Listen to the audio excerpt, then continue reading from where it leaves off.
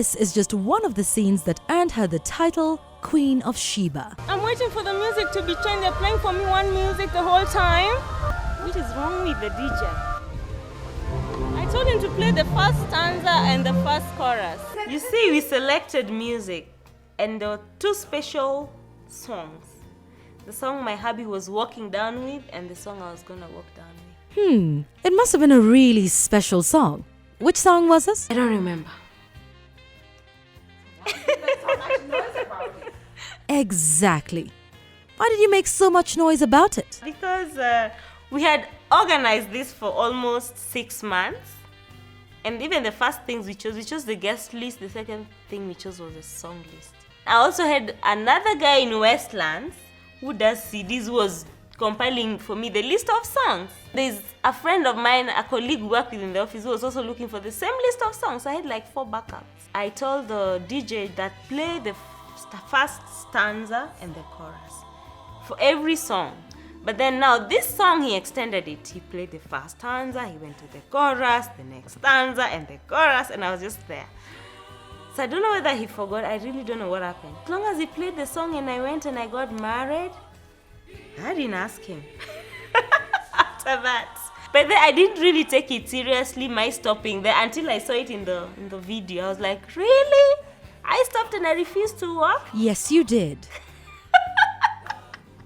But moving on, there was the church issue in the morning. You know, we actually came all the way from Nairobi because we wanted to exchange our vows at the beach. Not the word exchange our vows at the beach. Underlined. The fact that we paid for the beach, we came all the way from Nairobi to do our wedding at the beach, to exchange our rings at the beach, and then you're forced into a building, and it was very hot. We printed out the cards, we printed out the programs, and then last minute we were told that according to the Bishop of Mombasa, we cannot do a wedding at the beach. They informed us last week, but we thought they would change their mind. So this week, we decided to cope with it. Most of my friends have gone for their weddings, they're Protestant churches, and they do their weddings in gardens. And they're happily married. So then, according to me, the church is the people. The church is not the building. Where did Jesus used to preach? Anywhere the people were. He only, I think, went to church once or twice. The time he hid from the mother, and also the time he went to throw away guys who were trading in the church. So I didn't have a problem with the church, just that after we agree, it's the beach, and then now we move it and say now it's not the beach, it's the church. The cards are already printed out. How again do you communicate? Did you feel your dreams were not fulfilled? The church was very beautiful. I don't have hard feelings about the church. I got my dream wedding apart from a few providers who let me down. Well, what you don't know is that the bride wanted curls. Because every time I was a maid in my friends' weddings, I would do those curls. And I said I have to do this for my wedding too. But that was never to be. I got a little bit late for the church because I was in the spa. I was feeling a bit tensed. I had a headache in the morning. So I was like, instead of having a bad day, let me pass by the spa. So I had a massage there. And so we didn't have time to do the curls. So Corinne just held up my hair a little bit.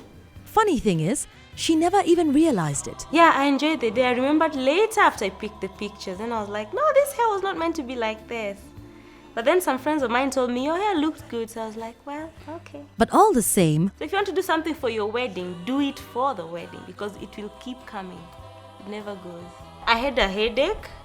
Now, can you imagine if I went to church with a headache and the church was very hot? I would not have my dream wedding. Would somebody have come another day and told me, can you repeat the wedding because that wedding you had a headache?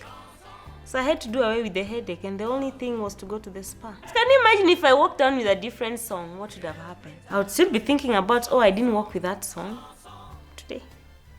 Then I keep thinking, I didn't do those spirals today. Then I keep thinking, my deco, my florist didn't do my deco.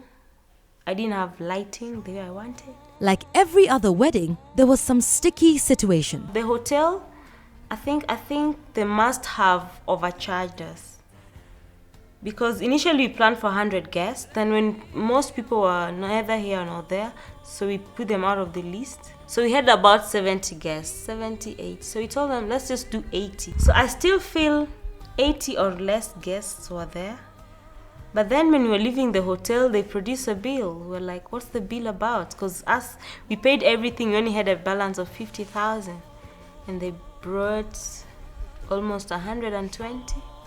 So we had about 70,000 extra to pay for. And we asked them, they told us your guests were more than 80. We were like, those guests were not more than 80. We were so sure. But they insisted, so we just paid. So I advise anybody, if you're using a hotel, you better use meal vouchers or something. Yeah, or have a wedding planner who can actually know which guests came, even by name, or even go around and count your guests. Especially if like there are few guests, like 100, can actually even go around and even put down the names of the guests. And that's how they had to postpone their honeymoon. They actually made us not go to Zanzibar. 70K you didn't plan for? They went down to Serena, Mombasa for 6 nights and spent another 3 nights at Kilaguni pending the grand honeymoon trip. And what is the state of their union? Yeah, we're married. But he's away, he's still in the States. He keeps coming every 3 months. But he's gonna be here for good from August next year. Now, if there's one thing she has learned, it is that weddings indeed help us define our true friends. That's my line manager. And my friend in Safaricom. The only friend I can count on now. The others are just for smiling. Hi. I actually even had cousins who are in Mombasa, and they said she's doing a wedding in the South Coast. And they live in the North Coast, and they didn't come. I have friends who didn't come and they pretend like nothing ever happened. But it's fine. It actually gives me an easy time in life because now I don't have so many people to look for. I don't have so many people to go visit. I'm not obliged to be at my friends' committees or to have to go for their weddings.